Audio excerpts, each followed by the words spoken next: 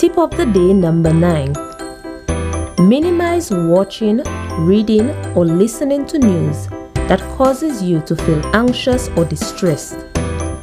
Seek information only from trusted sources and take practical steps to prepare your plans and protect yourself and loved ones. Need help and support? Please contact us at the hotline 311 Psychosocial Support at 722-6575 or 518-4157. Brought to you by PAHO, the OACS Commission, and UNICEF.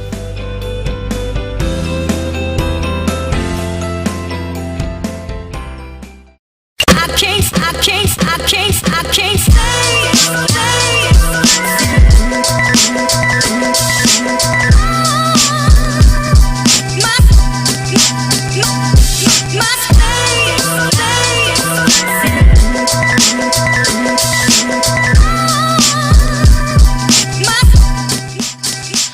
Good morning, everyone, and welcome to the show. It is Wednesday, April 14th, 2021. As always, I'm very, very happy that you are here with me.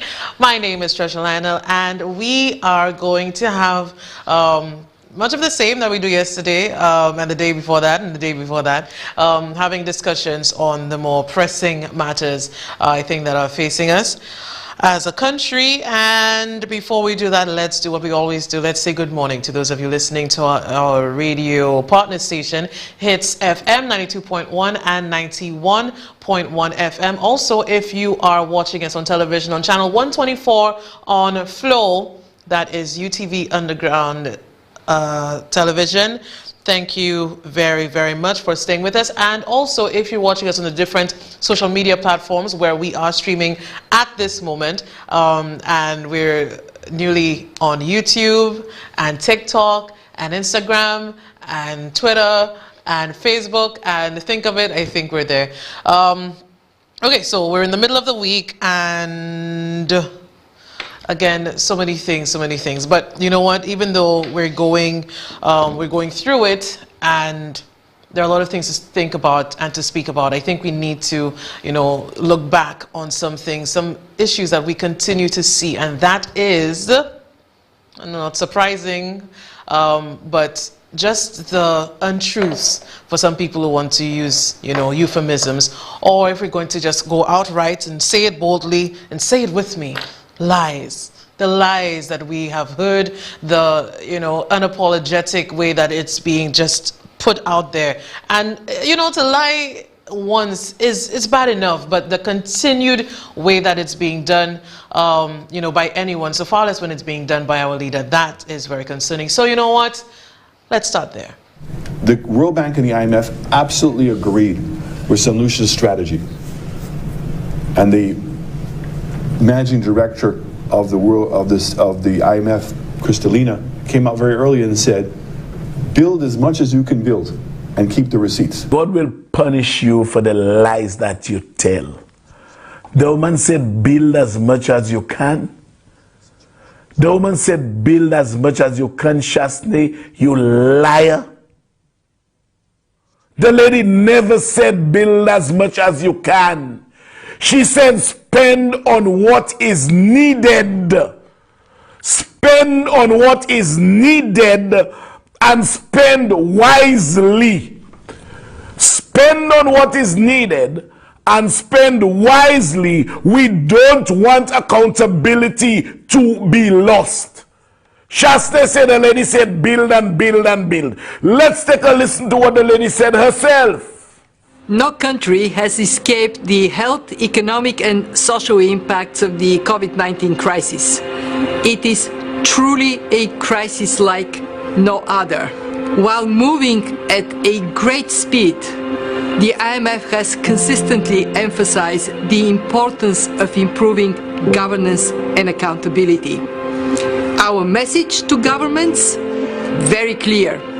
In this time of crisis, please spend whatever is needed, but spend wisely and keep the receipts. We don't want accountability to be lost. You're not hearing this, folks?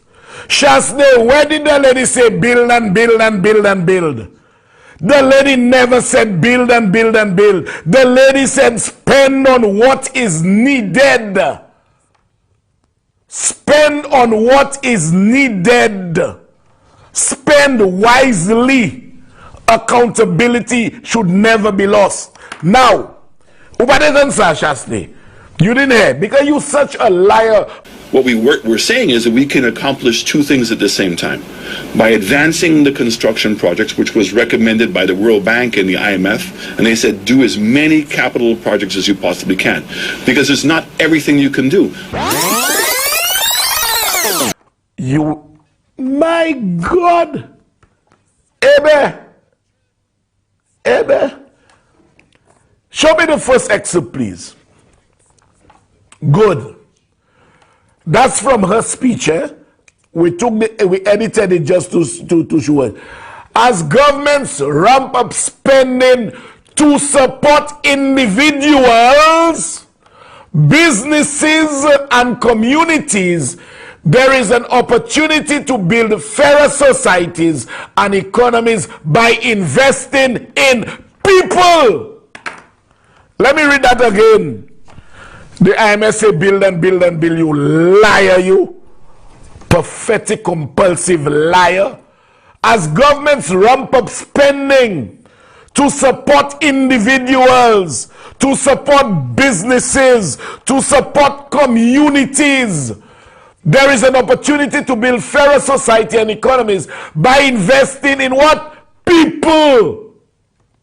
That means spending more and spending better on schools, training and reskilling. It means expanding social programs that are well targeted to reach the most vulnerable. And it means empowering women by reducing labor market discrimination. That is what the lady said. That is where the money is supposed to be spent, on people. Other ladies say build and build and build. Mate! You know? Now, go on to the other one. Go on to the other one. Let me just, this man lies so much, he gives me a headache. While moving at speed, the IMF consistently emphasized its collective commitment and steadfast support for its members in addressing governance vulnerabilities. Corruption, you didn't hear that one, Shasne? Corruption drains resources away from priorities like public health, social protection, distance learning, and other essential services. Let me read that sentence again. Build and build and build and build. Corruption drains resources away from priorities such as public health, social protection, distance learning, and other essential services. Distorted spending priorities, scroll up for me, will undermine the recovery and long-term efforts to promote sustainable, inclusive growth or raise productivity and living standards. And then the last part, our message to governments: in play, do whatever, make sure you keep your receipt. We don't want accountability and transparency to take a back seat. It means support for countries in adopting a range of public financial management and anti-corruption and anti-money laundering measures. You didn't see all of that, Chaste? Ukavin did a woman say build and build and build. The IMF would never ask us to build, go airport now and go and build this, and it means the airport and it means the sidewalk. The IMF will never ask to do that now. They are saying ramp up the spending on people. Unfortunately, too much of politics today seems to reject the very concept of objective truth. People just make stuff up. They just make stuff up. We see it in the growth of state-sponsored propaganda. We see it in internet-driven fabrications. We see it in the blurring of lines between news and entertainment. We see the utter loss of shame among political leaders where they're caught in a lie and they just double down and they lie some more.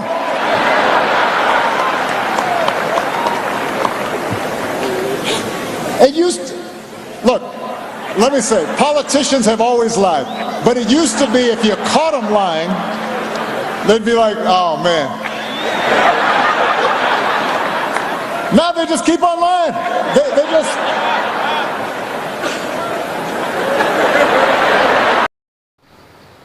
Now, you know, we can laugh because in a way, it almost like may say, you're a puppy show, but like I cannot imagine, okay, you're being caught in a lie, but something as important as this and what will be done with funds that are meant for COVID-19 relief and for response, and we're seeing it going into construction and infrastructure and roads and building and build and build and build. And there's something, I don't know if it's when Richard said it, that every time I see Shas then, especially when we start to talk about infrastructure, I just keep saying build and build and build, build and build and build. Sayoni Pop, you know, and it's something where he keeps doing it, and I'm smiling, but it's just because it's so mad, and how we put ourselves in a place where we have somebody who is lying without, you know, any thought to anything. You can name a team. I know Christopher has spoken about it. I have spoken about it before. I've spoken about it twice before. This is my third time, but I have to bring it back just so we understand that we're really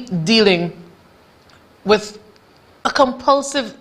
It's insane that people say that, and we know what Ms. Crystalina has said, and it's for the vulnerable, it's for the mothers, single mothers, it's for those who need, it's for the education sector, it's for our health sector and ramping up the responses there. Instead, we're not seeing any of that being put there, but instead build roads. And, you know, I guess now you have to double down, because if you're wrong, is wrong, and I guess they continued on the wrong and strong already. But we have to see the person that we're dealing with. The Prime Minister continues on that same lie. What we're saying is that we can accomplish two things at the same time. By advancing the construction projects, which was recommended by the World Bank and the IMF, and they said do as many capital projects as you possibly can, because it's not everything you can do. By advancing the construction projects, which was recommended by the World Bank and the IMF, and they said do as many capital projects as you possibly can. So that was said in February, and just yesterday, yes, another word that I cannot say without saying yesterday, yesterday, the Prime Minister continues in the same vein during that speech. You're talking about, Mr. Speaker, that we have been building roads, building healthcare facilities, fixing up schools, fixing up drains, building new sporting facilities. And you want to talk about these big projects. What big projects, Mr. Speaker? There are roads being done throughout the length and breadth of this country to improve the quality of life of people. And that you have a 9-month stimulus program of where people have been employed to go to work, put in an honest day's work, and go home with their paycheck. You have truck drivers who are providing and renting their trucks, people with equipment renting their equipment, and guess what? Bank loans that are being paid, Mr. Speaker, all because this government has had the foresight and that people have confidence in this government in order to be able to execute one of the largest capital investment programs in the history of St. Lucia. In fact, what I would expect from members of the opposite side is for us to do more. That's what's being asked all around the world. Build as much as you can, because COVID will come to an end and we will be in a position to take advantage of it. So I think in all of this, though, we need to have a discussion on infrastructure and what it means. And we know, you know, culturally, when elections are coming and you need the votes, so fair contract, buy bagay, that sort of thing happening. But in all of that, and with the people that we know that are suffering, and they joke and make fun and mock the Mali way, and they say it as if, you know, to laugh at people who do not have. But when there is a time to give and to assist people who need it, we have resources that are going elsewhere. And the thing is, people are not saying, you know, don't do it. They're saying now is not the time to do it. Let us prioritize the, you know, the things that we need to do. And right now we're seeing a level of prioritization, but I think that it's wrong. I do think that it's wrong. Let's take a look. In fact, Mr. Speaker, The IMF has urged governments to spare no effort in utilizing the arsenal of infrastructure investments to alleviate the economic impact of the pandemic by providing short-term employment and income to households. But importantly, Mr. Speaker, the IMF cautioned that such investment must expand the productive capacity of countries and must critically have the ability to repay themselves in the future without compromising the future fiscal positions.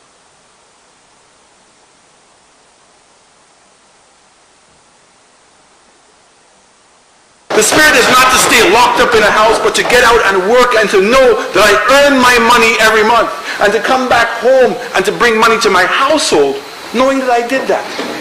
That is the spirit that I know in St. Lucia. Not one of mendicants, not one of people who want to sit by and to say, la gouvernement, Mr. Minister.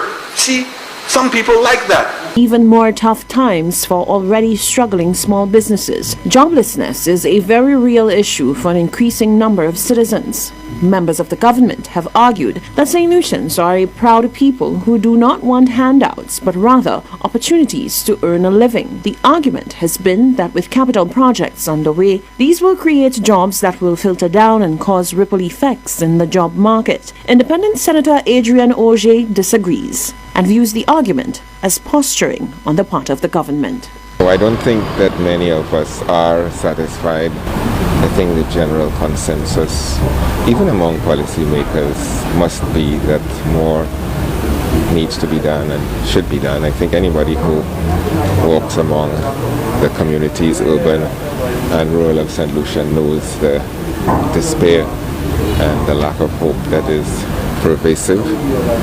I'm particularly worried about young people who tend not to be thought of as top priority, but who are, in the prime years of their life and need to be embraced and need to be considered. I think we need more active social programs on the ground. The assumption of trickle-down benefits, I think, is a little perverse. It hasn't worked anywhere else, and there's no reason to believe that concentration on high-level infrastructural projects is going to bring the kind of social stability that we're looking for, that we're hoping for. So that hasn't really worked anywhere, and it's disingenuous at this point to think that large infrastructural projects are going to deliver that stability, that community normalcy that is necessary just to get people through this. Auger is of the opinion that the best approach would have been to have an interim budget 6 months into the COVID crisis, when there was information to plan and address the consequences of COVID-19 prevention and control measures. Now, he says, the need is for community focus and transparency on the part of the government. Speaker, keeping the capital projects in play is critical. The capital projects, Mr. Speaker, have zero implications to your local revenue. We don't have to find money every month to pay for those projects. These are projects that are already funded. These are new monies coming into St. Lucia, Mr. Speaker. And you know what the difference is, Mr. Speaker? The members on this side would rather go out, spend the money, borrow the money, get these projects going, create jobs for individuals that they can earn. We have seen a lot of work going on across the island on infrastructure development, with a lot of focus on roads. And we have seen also the Rodney Bay Road project that started a few months ago, and it seems to be coming along very quickly. Do you believe at this point that the focus should be on infrastructural spending right now? I'll speak to you as a civil engineer and not as a social commentator, and that nice description that you have placed upon me. Every time I go up to Rodney Bay, I ask myself, what exactly was the thinking in doing that section of the road up there? I did transportation engineering as an option at university, so I have a fairly good idea about transportation engineering. And I will say to you, it makes no sense. It makes no engineering sense to create an intervention, a transportation intervention at those 2 points. It makes absolutely no sense because it will have very little impact, zero impact upon the issues that occur in the north of the island. If you drive, and those of us who go up to the north regularly, okay, I'll give you a little simple little issue. When SNS was closed, a little simple little issue, when SNS was closed and Computer World was closed, and you had very or minimal movement of traffic between those 2 points, going up on the afternoon and going up during the day to the north of the island was a breeze. Was a breeze. Same amount of people moving, right? But 2 intersections created a significant impact on a section of a road. And it says to you something, that the most critical link on the Grosley Highway at this point in time is the link between the Marisil Junction, the current junction, and the junction by Moshi, or if you want to take it up to the Rodney Bay Junction. Let's take it to Rodney Bay then. That is a critical link.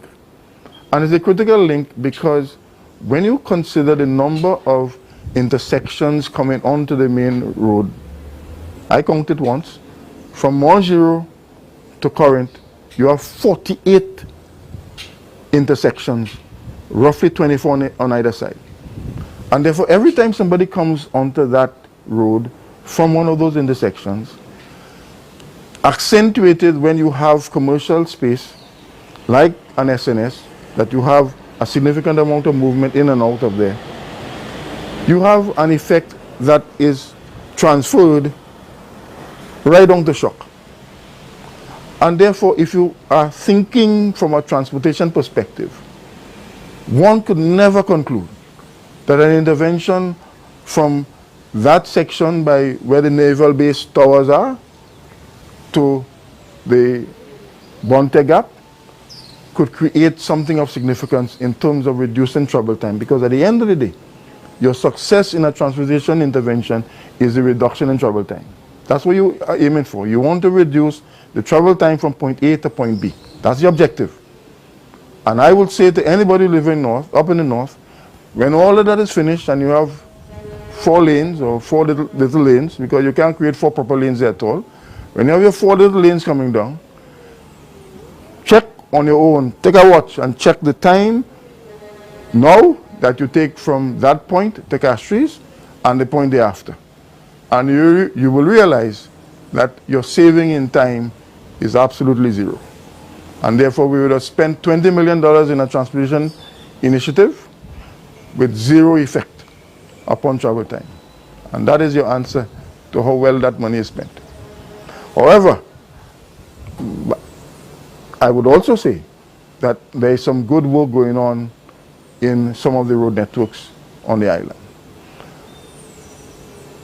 Whether it makes sense to focus on your tertiary road network at the sacrifice of your secondary road network, I would say to you, I don't agree with that. And a lot of the focus is on the tertiary network, right? Just outside. If you go there on the morning, you'll see it.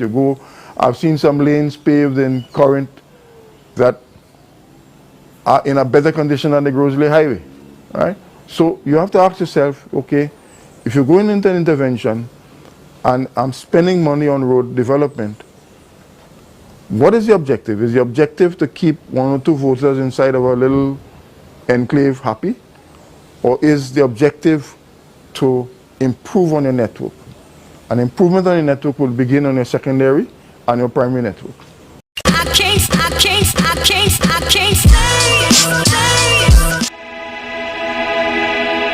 The COVID vaccine is here and is for people 18 years and older. High-risk healthcare workers, first responders, law enforcement, as well as people living with chronic conditions. And our seniors 65 and over. The vaccine is absolutely free.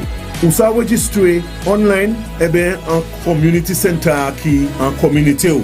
Or with your private healthcare provider. Vaccinate for you. Pour moi. For us. The following is a paid political announcement. My goodness, it was unbelievable to see so many residents.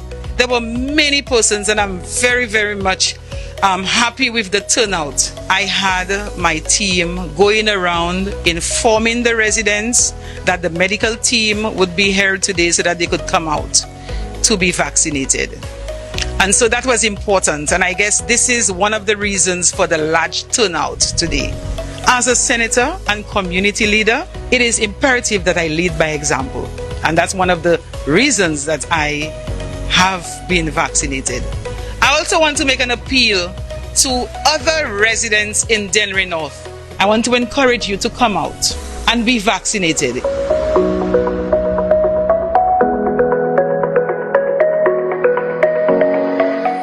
Then we had the young girl that a month ago or so, she was found, she was raped, murdered and burnt. Well, we don't know if alcohol had anything to do with Well, this. all the reports are indicating that she was drinking with some friends. So that is how it started. And then she disappears, and then she reappears, dead, burnt. I can never forget that image. Another woman.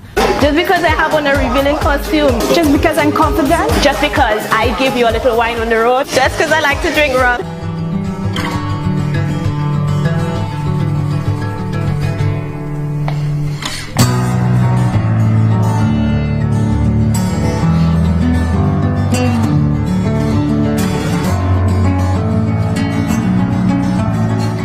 The preceding was a paid political announcement.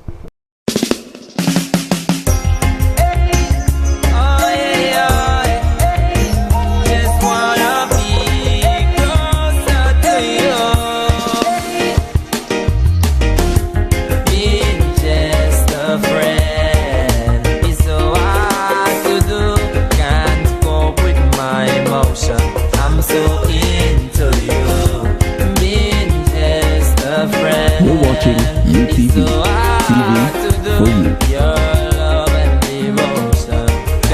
TV for you.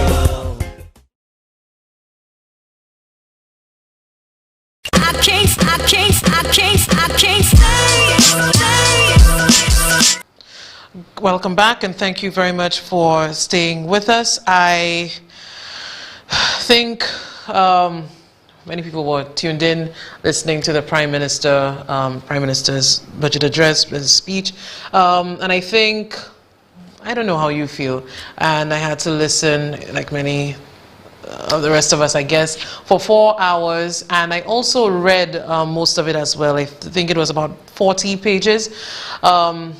More of the same, to be quite honest with you. And I mean, what are you gonna do, huh? It's much of the same that we've already heard the past 5 years. And you know, this one is the last before elections. So you know, the promises are there, and you know, some of the lies are there too. And it's so much. I think we need a whole show to really delve into that. So you know what? It's too much. It's too much of the same things, and we get a lot of the same talking points. So there's a word for that, and somebody said the word right. I think it's découché. Let's take a look. Expectations cannot be lower than that. Mr. Speaker, for far too long we have existed under a lower threshold. Some of us talk about being people-centered, but have walked a different reality. We have blocked holes when we should be building the foundations. We see communities stagnant and deprived, all because some of us tell them that that's how they will always be. How is Vieux Fort, with the capacity to become such a diverse and vibrant city, been defined by infrastructure that was a legacy of Sir John Compton almost 40 years ago? We are better than that.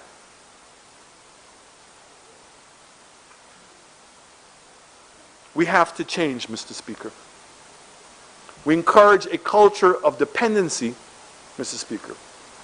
We've perpetuated the myth that the Malaway will always be the Malaway. To the contrary, Mr. Speaker, our people aspire to higher standards of living, to break away from the shackles of poverty and dependency, and on the path of dignity and prosperity. This is why our government believes in teaching our people to fish by giving them the skills and the opportunities needed to take part in our vision of a better St. Lucia for all. The government is committed to that transformation. We've started by bit, region by region, community by community. We will change that narrative. We can, we will persevere, and we will overcome. Come.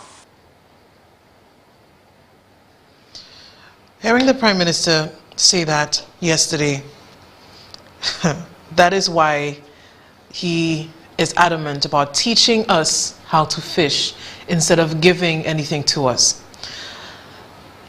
Alan Chasney, the son of Michael Chasney, a man who, you know, when you're captain of the basketball team, you pay pusabao. Even as leader of where you are now, of that party, you manipulated your way, you maneuvered, you did what you did, and you got there too. If anybody has to learn how to fish and how to work hard and how to do things in a way where you have to work really hard and work on merit, if there's somebody who has to learn that, it's you, Mr. Prime Minister, to be quite honest with you. And I take umbrage and I do take offense for the hundreds, the thousands of St. Lucians that have had to work hard without any last name behind them to give them any kind of support. There are thousands of St. Lucians who understand that. So even now, when people are saying that they need some assistance, and this is what the UWP, they're peddling, from his attaché to the minions to the askers, all of them saying, you know what, you're asking for too much. As if these people like to beg, and the mendicants and the jackass's brain to cut. The disrespect, I think, in all of what we saw there yesterday, and I would want to go into the issues, but you know, when you're talking about the CIP program and so many other things, there's no point. There's no point, because much of it is already, has already been said. The, you know, promises, the failed things that doesn't. I don't care about that, to be quite honest with you, because I already know what the Prime Minister is going to say. We already know that. We've had 5 years of it. What I am concerned about is this lack of understanding of the St. Lucians that he is supposed to represent. And for the many people who know what it is to work hard, I think it was disrespectful of the Prime Minister to say things like that, to say that, you know, teach them how to fish, and that's what you're trying to do, as if the other administration, they were given too much. But you're given when you have to give, though. You give in to your family and your friends and your foreigners. They don't need to learn how to fish either. From the farmers that we saw earlier this week, that they're begging Ezekiel to get a call, he's not returning calls. And there was a young man in that report that said, you know what, he doesn't ask any politician for anything. All he does every day is go out to hustle, and he need nothing from nobody. And even that independence, that hustle, that you do not understand, or some of you that follow the Prime Minister's doctrine, that you've forgotten maybe, or you want to not remember. There are people who understand hard work. But even then, this is about opportunity. This is about assistance when it is needed. This is not to talk down to people and tell them what they think they need, especially from you. And if we're going to be honest, if you're sailing by and you're going on, and we need to be honest about that the Prime Minister, because of who he is, what he looks like, even what he sounds like, it's been an easier road for him than for many of us. So please, Chebe Powell Jeteo. Let's go into the other clip I found interesting. Not just some. There are times when we will be called upon to make sacrifices for the good of our country. And St. Lucia wants to know that all her sons and daughters will respond to that call, to help carry the burden and share the sacrifices that would be required to be made in such circumstances. Mr. Speaker, the goal of creating a society where everyone is comfortable, where ideal will always be elusive, and difficult to achieve. However, efforts must constantly be made to address social and economic imbalances among our people. It's a Herculean task, Mr. Speaker. But incremental steps are being taken right here and right now towards that end. Is why, Mr. Speaker, that this government has taken the decision to concentrate a significant amount of its efforts, resources, in developing the southern part of the island, and at the same time spending more to upgrade facilities and conditions in villages in the east and west. All of this is aimed at bridging the social and economic divide among the population. We need all our people to feel included in St. Lucia's progress so that they are equally motivated to share the load. Mr. Speaker, we are a people of faith, largely Christian country, which commits us to the ideal of loving our neighbors as ourselves, of being our brother's keeper. If we truly love our neighbors as ourselves, if we truly are each other's keeper, Mr. Speaker, then we should do so without reservation. The principle of shared sacrifice is not new. By accepting shared sacrifice, we simply agree in bad times that it's not only about saving ourselves or our businesses for those who have them, but rather about saving each other. By everyone absorbing some pain, so no one experiences dramatic loss. Mr. Speaker, without individual pain, there can be no collective gain. It is in times like these that we are called upon to live up to the words of our anthem. By loving the land that gave us birth. Some, Mr. Speaker, continue to seek only their country can do for them, when the question should be what they can do for their country. Mr. Speaker, we all need to show greater empathy for each other, especially in tough times. We need to share the sacrifices that would help us as a nation to overcome these difficult circumstances. That's why love of country and love of each other is what it's all about.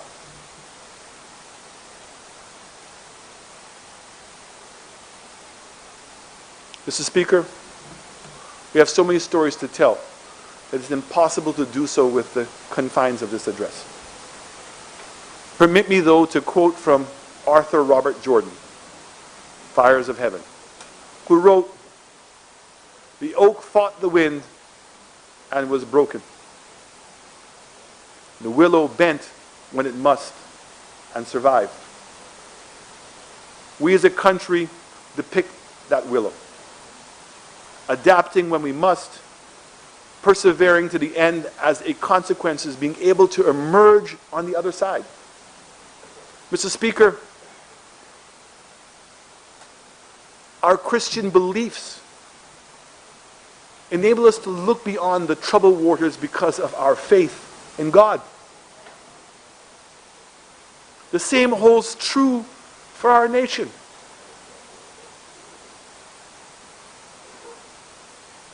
We can put our faith in us, in our abilities, in our resilience. We know we are strong because in our time of need, that strength emerged. That, Mr. Speaker, is perhaps the most valuable lesson of all.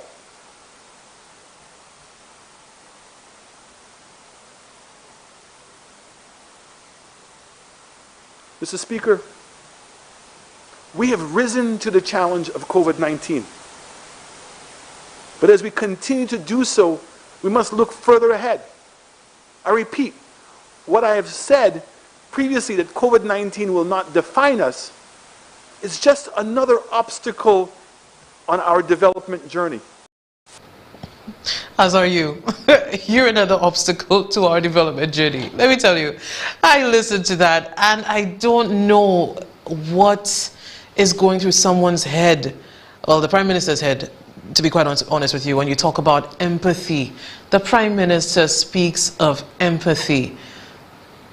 I don't know. And I have to say too, you know, in that little snippet there, I could almost say that it was okay writing, whoever wrote that speech. But the thing is, people say don't worry about the messenger, it's about the message. And there was a good message of strength and empathy and that sort of thing. But when it's coming from the Prime Minister and what we have seen him do in the past 5 years, it doesn't ring true. It rings false, it's insincere, it doesn't fit with any of the actions that you have shown us as a people. When you speak of shared sacrifice, everyone has to experience some pain, he says. And my favorite, without individual pain, there can be no collective gain. Are we serious? Are we seriously listening to this? Are you moved by that? The Prime Minister who said and was adamant that, people, civil servants should, take the 50% in bonds. Remember that? And take the 50% and go home with. And when they were asked, when he was asked, would you want to lead the charge on that and lead by example? He said no. So what sacrifice? And he said everybody is feeling the pain. What pain are you feeling? What pain is Guy Joseph and the rest of you feeling financially? What really, when you speak of sacrifice? These things continue to irk me, it continues to upset me, and maybe it shouldn't. But listening to that, it really makes no sense to me. And I have to think back on all what is being said. The Prime Minister speaks with glowing, words and languages sometimes, when he makes his little bullets and stuff, which was throughout the speech, by the way. But we have to ask ourselves the question on whether we're going to believe it again. When the Prime Minister tilts his head on the side and, outstretches his arms and, looks to the side and, tries to show that he cares.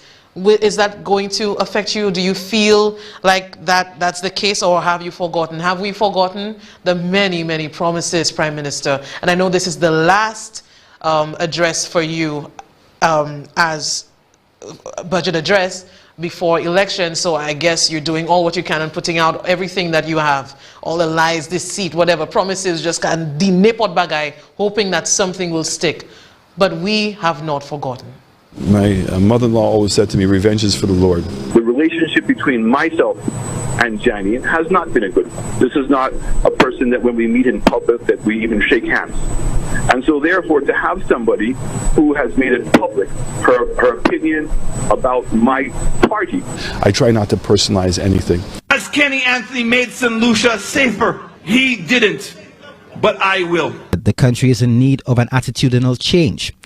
Was that handshake an example? Yeah, look, my mother-in-law always said to me, revenge is for the Lord.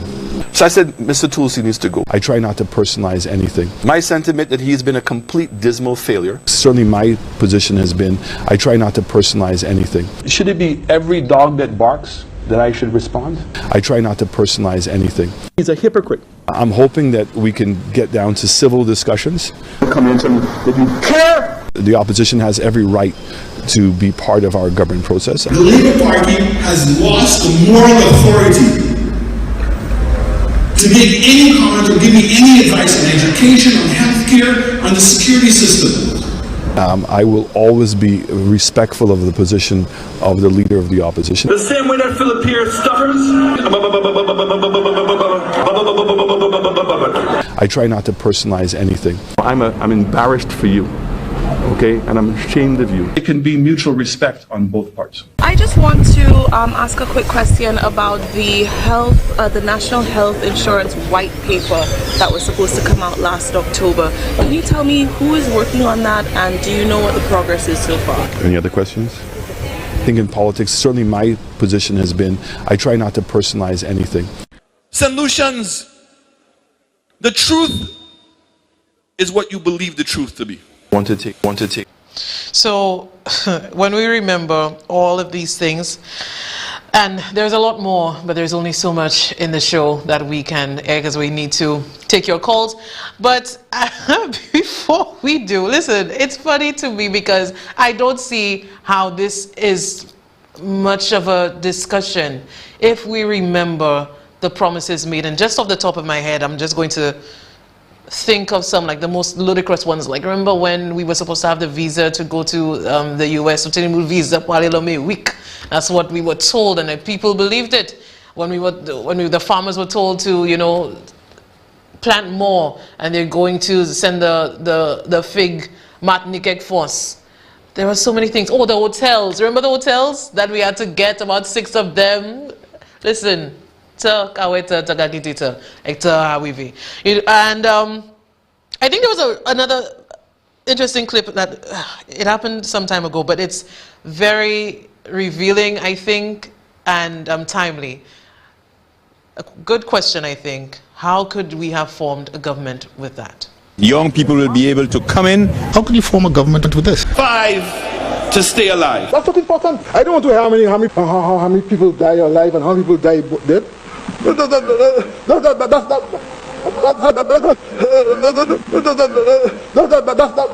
not important. How can you form a government with this?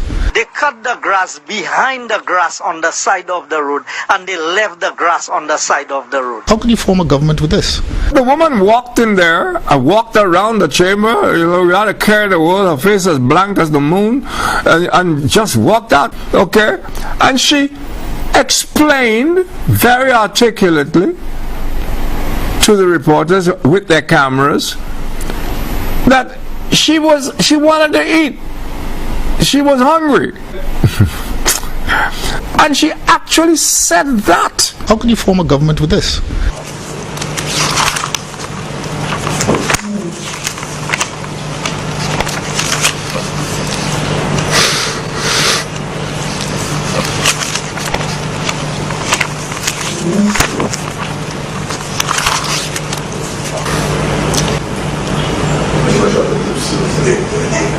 How can you form a government with this? We can well imagine the administrative costs, the administrative costs. Can I say that again? We can well imagine the administrative cost. How can you form a government with this? The enemy is not the Labour Party. The enemy is the oppressed people. You look at the list of candidates and it's weak. You ask, how can you form a government with this?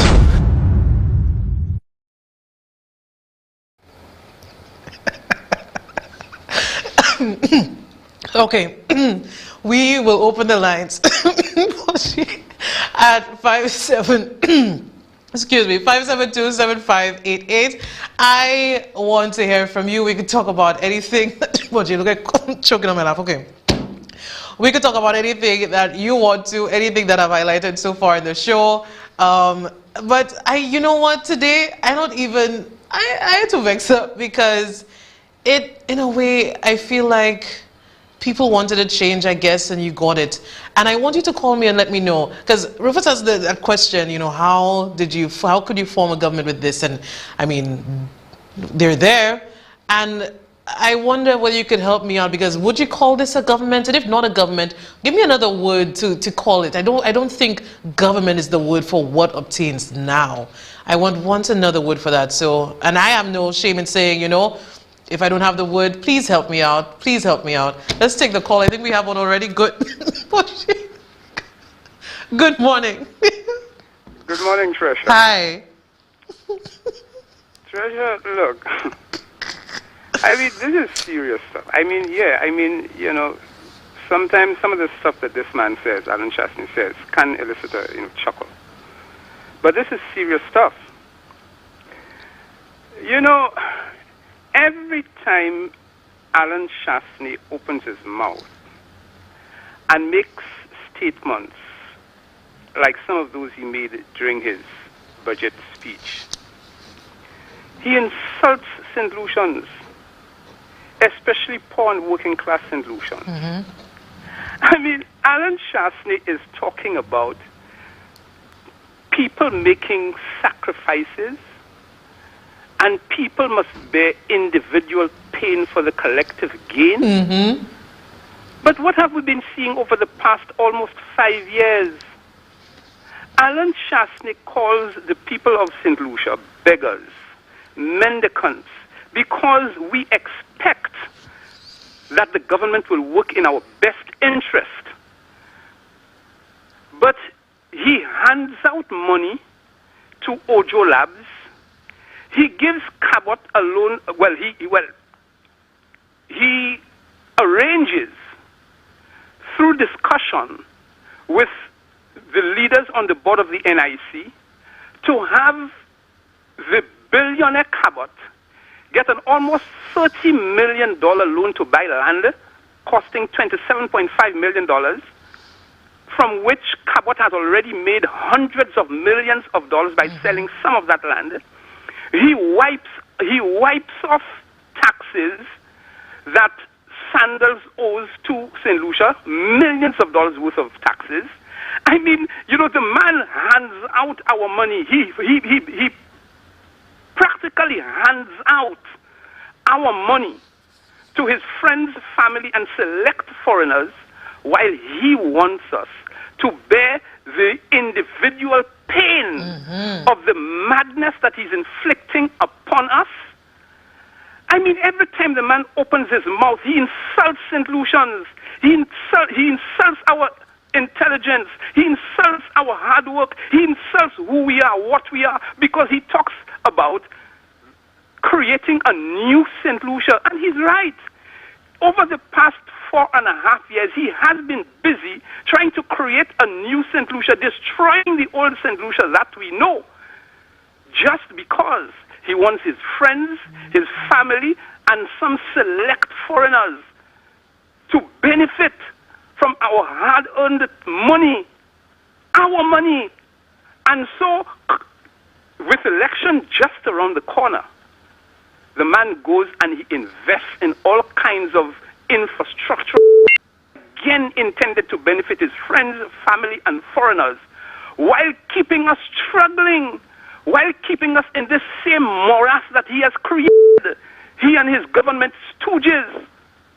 Look, Tresha, I've said it before and I'll say it again. If we have not realized by now that the answer to rescuing this country lies in getting rid not only of Alan Shastney and Guy Joseph come election time, but every single one of those UWP government ministers who was elected into office at the last election, if we have not come to that realization by now, then I'm sorry, but we're doomed. And if people will fall for this foolishness by Alan Shastney, that put on, that show, opening his arms, spreading his arms, cocking his head to one side, lowering his voice. That's what the consultants tell him, I guess. About, empathy, and we must do this and do that, because St. Lucia and the merger. Nonsense! I should not be laughing at the Prime Minister. I should not. Mean, this is, and if we fall for that again, I mean, look, we cannot blame him. We have to blame ourselves. Because we have seen what it is. We know the truth. Don't tell me that we're going to fall for this again when we've gone through almost 5 years of this man's wickedness, of this man's madness. Thanks, Trisha. Thank you very much. Thank you. Let's take the other call on hold. Good morning. Good morning, Trisha. How are you? I'm okay. I mean, Alan Shastney, anybody who watched that budget, Alan Shastney's last budget address, would have been, dumbfounded as to what exactly was said there. I mean, Alan opened his word hole and all that came out was nothing of substance. Nothing of substance. Nothing that's measurable, nothing that is going to bring St. Lucia statistically, numbers, nothing. We just got words, a mishmash of words.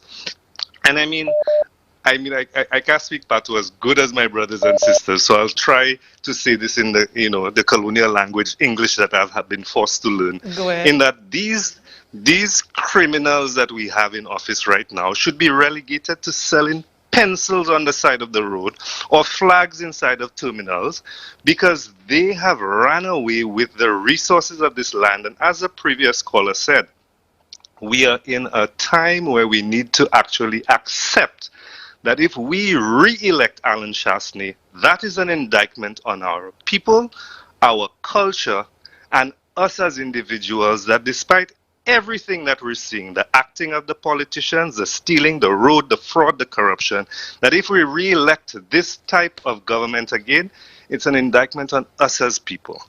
I mean, the other thing too that was an insult to my intelligence and to my family and to me as an individual, that the death of my father during COVID under this administration, the individual pain that we face for the bad decisions this government made was for a greater good, that the death of over 60-something individuals under their leadership was somehow our personal and our own responsibility and fault, because nothing is at their fault. I mean, what kind of nonsense is this? And again, I just want to make a call out to my people in the creative industries. Let us not forget that last year when we sat on a call with Dominic Fede, they couldn't find $100,000 to inject into the creative industries to support the local economy and artists. But today we see them spending millions. So don't be fooled by the playlist they come with or the little monies they're given on the side as any indication that they're going to support the creative industries. These people are liars. We need to relegate them to selling pencils on the side of the street, and I recommend that all of us have a dry mango seed in our car. As we drive past, stone them out of this country. Thank you, Tresha. Thank you very much, sir. Good morning. Good morning, caller. Yeah, good morning. Hi, Hello. morning. Am I there? Yes, you are. Can you speak Good afternoon, Trisha. a bit louder? Yeah, I've been listening. Hello, you there? Yeah. Yes, for my 70-something years of living. That is the most corrupt government. That is the most corrupt government I ever see from the time of, well, after John Compton, really. I hope the public really took that statement that this lady made serious, and because I think she finally put a nail in her party's government. When you talking about Fortuna? They rejected, the people of Castro East rejected the UWP. And what I'm asking, what she's doing there, if she has rejected, and she's a minister, and she has rejected, I don't understand that. What she's doing in the government, she has rejected, She has rejected, she said. They rejected the Castro East. And she's a minister. So I think that statement from it, I heard it have me real annoyed. Yeah, and you should be, caller. I agree with that completely. Now, the other thing, I know this guy just have a big brush, as big as St. Lucia, painting the SLP for the wrong they are doing. So I think he will succeed. When the time comes, I don't think it will be a problem for them to call the election, because his big brush painting the SLP for the wrongs. He's not painting himself for all the wrongs they accuse him of, but he's painting the SLP every chance he gets. So I hope when the time comes, the party won't have a problem in calling the election. Mm-hmm. Yes. Thank you very much, caller. Thank you. We've had another call on hold for a while. Let's take, I think, our final call. Yes, sir. Good. Yeah. Hi, sir. Morning. Yes, morning to you, Kisha. Morning, St. Lucia. Kisha, I feel myself vindicated this morning by virtue of the fact that I always said I will not waste my time listening to Alan Chasney, and specifically yesterday as we nearing an election, because I expect what he said, and I said whatever that is needed for me to know, I will hear it from you all. I'll hear it on the news if it is relevant. Yeah. Now you ask for a name. Yeah, what's another name? Okay, the other name I can give you for them is guava men. Guave. Guava men. What's like guave? Like they had? What does that Well, mean? N'a de raison qui fait c'est gouvernement. C'est pour ça la venir en office avec yo constipé toute cette lycée. Toute cette lycée de pas du travail yo constipé à présent ça là. À présent ça là nous briser pour venir pour ban nous laxative. Pour nous ça free barrels nous encore free body nous. That's the best metaphor. Man. Tu es gouvernement and meeting a government. La gouvernement. Oui, oui. Un gouvernement. Thank you very much, caller. Very pathetic. Very, very pathetic, man, to hear a prime minister like that in a country, an independent country. Sorry to say it like that. Have a blessed day. Okay, thank you very much, caller. You as well. I hope you guys have a good one. I cannot believe that we are having, and we continue, and we must have that discussion every day on what we are experiencing as a country. And I think everybody is facing their own reality, their own experiences, but we have to be honest, and what we're doing is just putting it where it is, wrong when it's wrong and right when it's right. That's all we're doing. But as always, I think we've come to the end of the show, and with that, I want to thank all of you for listening and for watching wherever you are. I do hope that you stay blessed and that you stay safe until I see you next, which, hopefully, will be tomorrow, 11, same time, same place. Until then, have a good one. I can't stay.